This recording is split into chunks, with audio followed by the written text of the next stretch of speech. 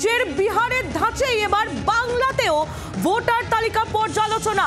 Special intensive রিভিশনের পথে নির্বাচন commission. Voter তালিকার পুঙ্খানুপুঙ্খ পর্যালোচনার উদ্যোগ। বিহারে ইতিমধ্যে এই পর্যালোচনার কাজ শুরু হয়েছে, এবার বাংলাতেও স্পেশাল ইন্টেন্সিভ রিভিশনের পথেই নির্বাচন কমিশন। পর্যালোচনার কাজে বাধা দিলে এফআইআর, কোন অফিসার আক্রান্ত হলেও এফআইআর এর নির্দেশ দেওয়া হয়েছে। ভোটার তালিকা ঘিরে বিতর্কের জেরে বিহারের ধাঁচেই এবার বাংলায়ও ভোটার তালিকা পর্যালোচনা। স্পেশাল ইন্টেন্সিভ রিভিশনের পথে নির্বাচন কমিশন। ভোটার তালিকার পুঙ্খানুপুঙ্খ পর্যালোচনার উদ্যোগ ইতিমধ্যেই নেওয়া হয়েছে। বিহারে আপনারা জানেন ইতিমধ্যেই এই পর্যালোচনার কাজ শুরু হয়েছে, যা নিয়ে বিতর্কও কম হয়নি। পর্যালোচনার কাজ এবার বিহারের মতো বাংলাতেও বাধা দিলে, অর্থাৎ এই পর্যালোচনার যে কাজ নির্বাচন কমিশন করবে সেই স্পেশাল ইন্টেন্সিভ রিভিশনে যদি কোনো বাধা দেওয়া হয় তাহলে এফআইআর, কোন অফিসার আক্রান্ত হলেও এফআইআর এর নির্দেশ। অর্কদীপ্ত মুখোপাধ্যায় আমাদের প্রতিনিধি রয়েছেন আমাদের সঙ্গে। অর্কদীপ্ত, স্পেশাল ইন্টেন্সিভ রিভিশনের পথে নির্বাচন কমিশন বাংলাতেও।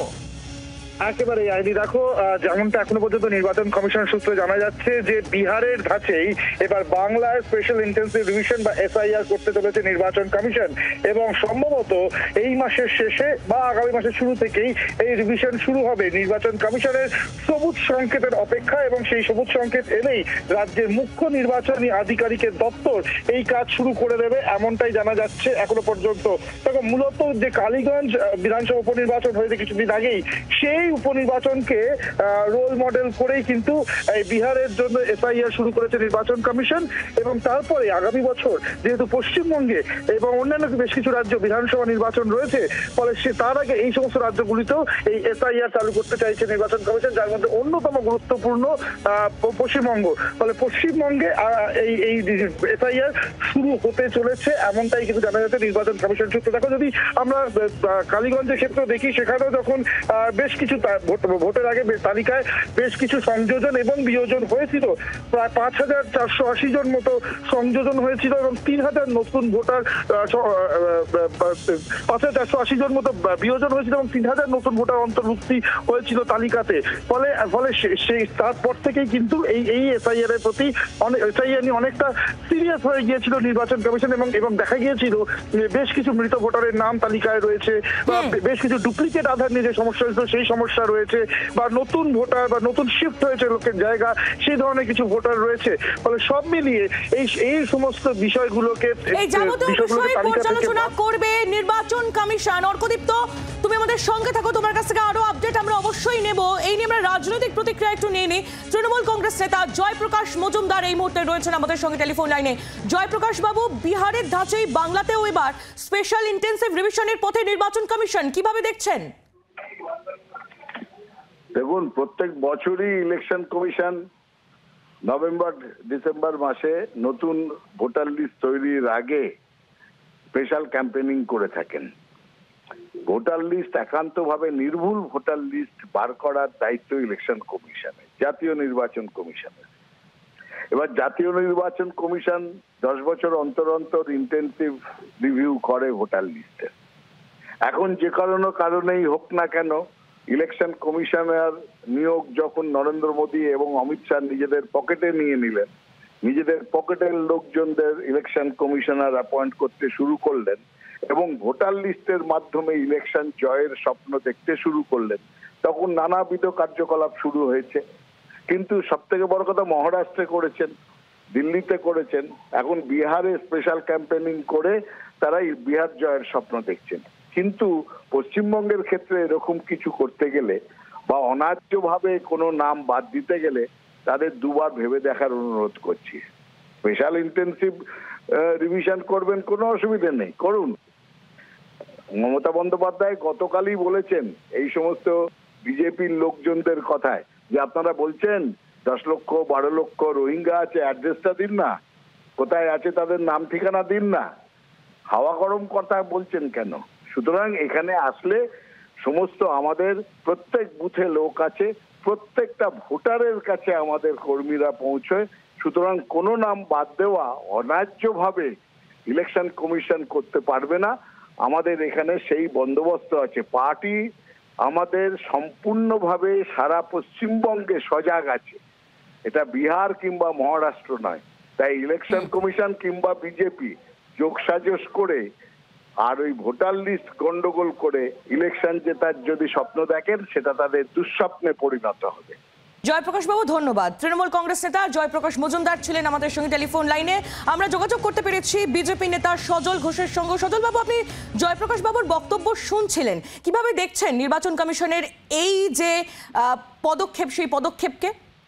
না, আমি জয়প্রকাশ বাবুর কথা শুনছিলাম যে সজাগ আছে ওর দল। শুধু উনি যদি সজাগ থাকতেন তাহলে আজকে ওই দলটা উনি করতেন না। তো যাই হোক, আমরা ওই লোকটাকে আইডেন্টিফাই করতে চাই যে লোকটা জয়প্রকাশ বাবুর পশ্চাতে লাথি মেরে কচুবনে ফেলে দিয়েছিলেন, কারণ ওই লোকটাও সম্ভবত রোহিঙ্গা হতে পারে। আমরা ওই লোকটার জন্য লড়ছি, আমরা জয়প্রকাশ বাবুদের জন্যই লড়ছি। আমাদের কোনো মুসলিম, হিন্দু এসবের কোনো ব্যাপার নেই। যারা রোহিঙ্গা, যারা ভারতবর্ষের নয়, এটা তো মমতাদির দাবি।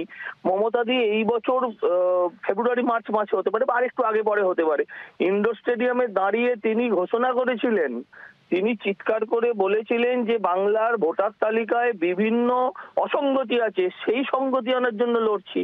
এই কথা তো বহু বছর আগে মমতা ব্যানার্জি বলেছিলেন যে বাংলাদেশ থেকে ভোটার আসে, ভোট দেয়, আবার চলে যায়। অনুপ্রবেশকারীরা ভারতবর্ষের ইন্টারনাল সিকিউরিটির জন্য বিরাট সমস্যা। মমতাদের কথাতেই তো লড়াই হচ্ছে। এতে জয়প্রকাশ বাবুর জ্বালাটা কোথায়? রোহিঙ্গাদের ঠিকানা দিতে হবে, সব ঠিকানা ওনার পিসিমণির কাছে রাখা আছে, সেটা উনি নিয়ে নিন। এবং এটাও বললাম, যে লোকটি দেখা যাবে, যে লোকটা ওনাকে কচুবনে ফেলেছিল বলে উনি এত প্রসিদ্ধ হয়েছেন, কচুবন খ্যাত, সেই লোকটাও হয়তো রোহিঙ্গা ছিল কিনা আমাদের দেখতে হবে। তো আগে বলি, জয়প্রকাশ বাবু আপনি সজাগ হন, আপনি সজাগ হন। এই যে দুঃস্বপ্নের কথা বলছিলেন, সেদিনের দুঃস্বপ্নটা ওই কচুবনের আজকে আপনার সুখের স্বপ্নে পরিণত হয়েছে কিনা আমি বলতে পারবো না, কিন্তু আমরা এটা বলতে পারি ভারতবর্ষের মানুষ ভারতবর্ষে ভোটাধিকার প্রয়োগ করবেন।